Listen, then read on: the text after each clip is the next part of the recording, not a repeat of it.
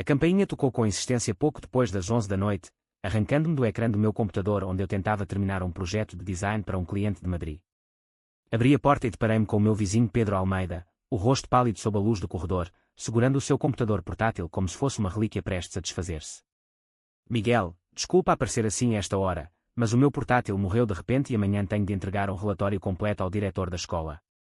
Tu trabalhas com computadores, não é? Podes dar uma vista de olhos. Estou desesperado. Eu, Miguel Santos, designer gráfico freelance de 34 anos, vivia naquele apartamento no bairro Alto há quase 6 anos e nunca tinha trocado mais do que um bom dia rápido com o professor de história do lado. Pedro era um homem alto, de ombros largos, cabelo escuro ligeiramente grisalho nas têmporas e uns olhos castanhos que pareciam sempre guardar alguma coisa. Hesitei só um segundo, mas a urgência na voz dele fez-me acenar com a cabeça e convidá-lo a entrar. O apartamento cheirava a café fresco e a tinta fresca das minhas últimas ilustrações espalhadas pela mesa da sala. A chuva fina de Lisboa batia suavemente na janela, aquele som constante que acalmava ou enlouquecia dependendo do dia. Sentei-me à minha secretária improvisada, liguei o portátil dele ao carregador e abri o ecrã. O disco rígido não respondia, o sistema parecia bloqueado por um vírus qualquer.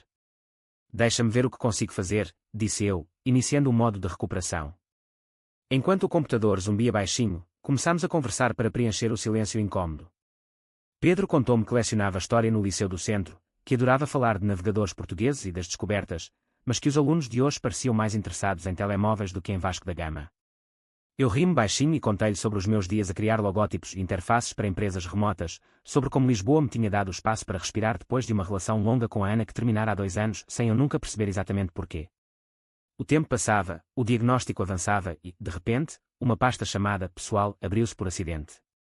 Vi o título de um ficheiro, cartas que nunca enviei. Pedro corou violentamente, esticou a mão para fechar, mas era tarde. Uma linha saltou-me aos olhos, há meses que não consigo parar de pensar no Miguel do apartamento ao lado. Como posso ser tão cobarde depois de tudo? O silêncio caiu como uma cortina pesada. A chuva lá fora parecia mais forte agora. Pedro baixou os olhos para as mãos, os dedos entrelaçados com tanta força que os nós ficaram brancos. Eu sou gay, Miguel. Sempre soube, mas vivi uma mentira durante anos. Casei-me com a Sofia porque a família em Porto esperava isso, porque na minha aldeia perto de Amarante ser diferente era sinónimo de vergonha. Divorciei-me há 3 anos, vim para Lisboa à procura de liberdade, mas ainda me sinto preso dentro de mim mesmo. Ver-te todos os dias no corredor, ouvir a tua música à noite foi como acordar de um sono longo. As palavras saíram dele num fio quase inaudível, mas cada uma delas me acertou no peito. Eu, que sempre me tinha considerado um homem normal, senti um calor estranho subir-me pelo pescoço. Não era repulsa, era reconhecimento. Lembrei-me das noites em que a Ana me perguntava por que eu parecia distante, porque o meu toque parecia mais amizade do que paixão. Fiquei ali, sentado, a olhar para ele, o portátil esquecido ao lado. Não sei o que dizer, Pedro. Mas não vou fingir que não entendo. Conversámos até o céu começar a clarear por trás das colinas de Lisboa. Ele contou-me das noites em que chorava sozinho depois das aulas, do medo de ser visto com outro homem, da pressão da mãe que ainda lhe mandava mensagens a perguntar quando ia arranjar uma boa rapariga. Eu ouvi, realmente ouvi, e algo dentro de mim começou a mexer-se, como uma porta antiga que rangia ao abrir. Quando ele finalmente se levantou para sair, já eram quase 6 da manhã, o portátil reparado e os ficheiros salvos, Pedro parou à porta e olhou-me nos olhos pela primeira vez com verdadeira vulnerabilidade. Obrigado por não me julgares. Não sei por que te contei tudo isto hoje, mas sinto que precisava. Fechei a porta atrás dele e fiquei encostado a ela, o coração a bater descompassado, o mundo inteiro parecendo ligeiramente inclinado. Aquela noite tinha começado com um portátil avariado e terminara com um segredo que ameaçava reescrever tudo o que eu pensava saber sobre mim mesmo. Na manhã seguinte, o sol entrava tímido pela janela da cozinha enquanto eu preparava o café, a mente ainda a rodar com as palavras de Pedro.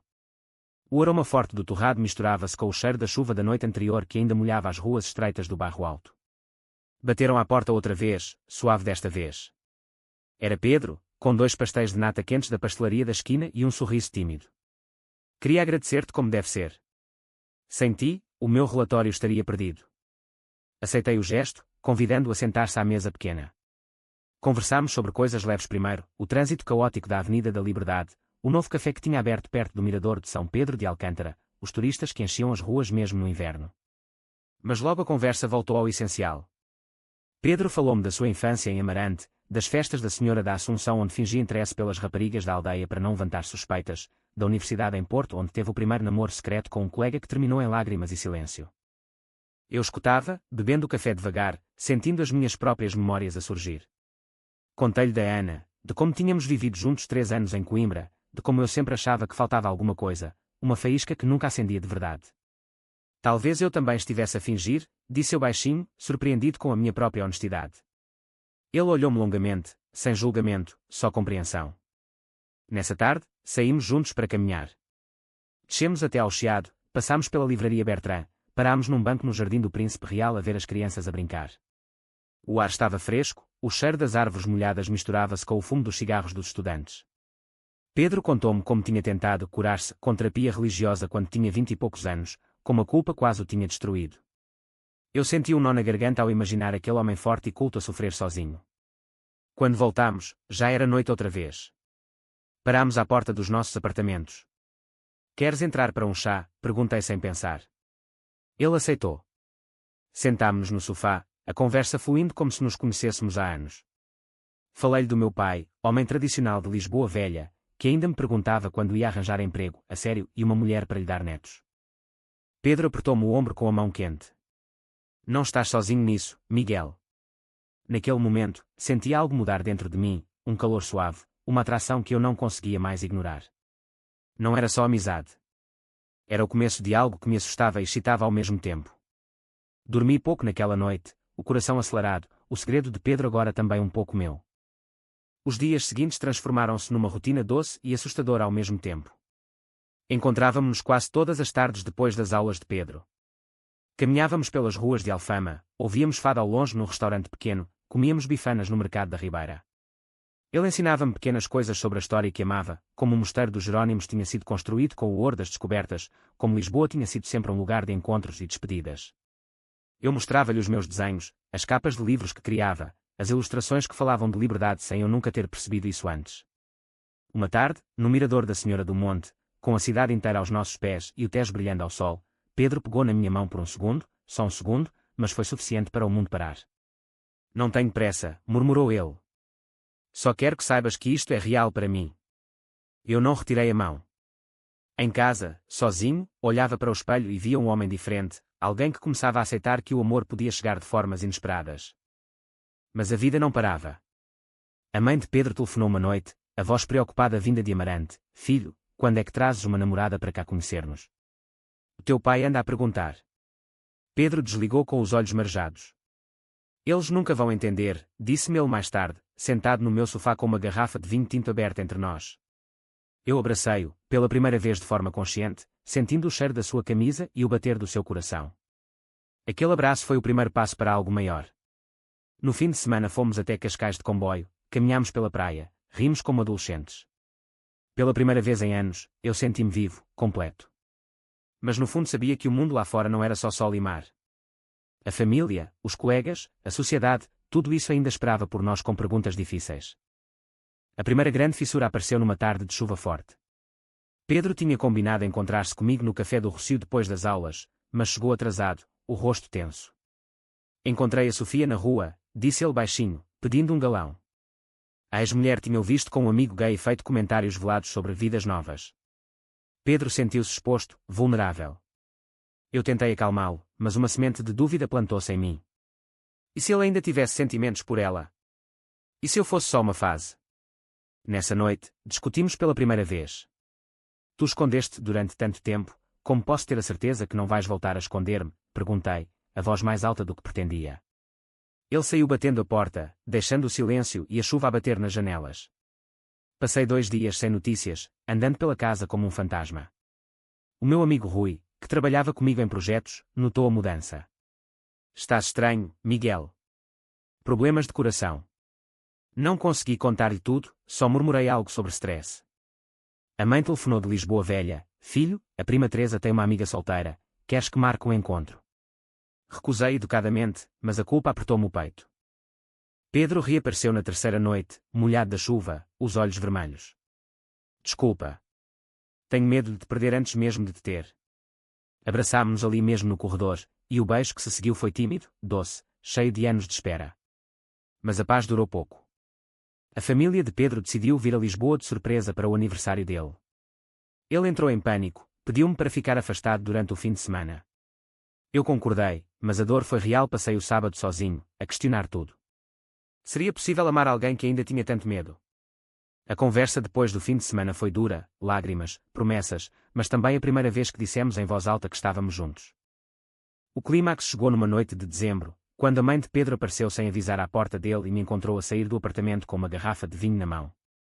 Quem é este rapaz, Pedro? Por que estás com ele a esta hora? As perguntas voaram como facas. Pedro tentou explicar, mas as palavras saíram entrecortadas. Eu fiquei ali, congelado, vendo o pânico nos olhos dele. A mãe chorou, o pai ficou em silêncio, o ar carregado de decepção antiga. Pedro pediu-me para sair, e eu saí, o coração partido. Passei semanas em silêncio, mergulhado no trabalho, evitando o corredor. As mensagens dele chegavam, mas eu não respondia logo. A minha própria família pressentiu algo. O meu pai, num almoço de domingo em casa dos meus pais em Alfama, perguntou diretamente: estás a esconder alguma coisa, filho? Eu quase contei, mas o medo travou-me. Numa noite de insônia, caminhei sozinho até ao Tejo, o vento frio batendo no rosto, e percebi que o maior conflito não era com os outros, era comigo mesmo. Liguei a Pedro ao amanhecer. Encontrámo-nos no mesmo mirador onde tudo tinha começado. Não posso viver mais escondido, disse ele. Nem eu, respondi. Decidimos enfrentar juntos. Pedro marcou uma conversa com os pais por videochamada, eu estive ao lado dele. As lágrimas caíram, as vozes subiram, mas no fim houve um silêncio longo e depois vamos tentar entender. Não foi fácil, mas foi um começo. Eu contei aos meus pais numa carta longa, porque falar cara a cara ainda doía. A resposta veio lenta, mas veio. A viagem até à aceitação foi cheia de telefonemas difíceis, visitas tensas, mas também de momentos de ternura que nos fortaleciam. Os meses seguintes foram de crescimento lento e bonito. Pedro e eu começámos a aparecer juntos em pequenos eventos, um concerto de fado no Bairro Alto, um passeio pelo Parque das Nações, um jantar com amigos que aceitaram sem drama. A família dele veio a Lisboa no Natal e, embora o ambiente ainda fosse cauteloso, houve abraços e conversas honestas à volta da mesa. A minha mãe mandou-me uma mensagem simples: quero conhecer esse rapaz. Levámos os pais a um restaurante com vista para o rio, e o riso surgiu tímido mas genuíno. Eu aprendi a não ter vergonha do meu amor, Pedro aprendeu a não ter medo do julgamento. Trabalhámos juntos num projeto, eu desenhei a capa de um livro de história que ele escreveu sobre a identidade portuguesa no século XXI, um livro que falava também, entre linhas, de todas as identidades que cabem neste país.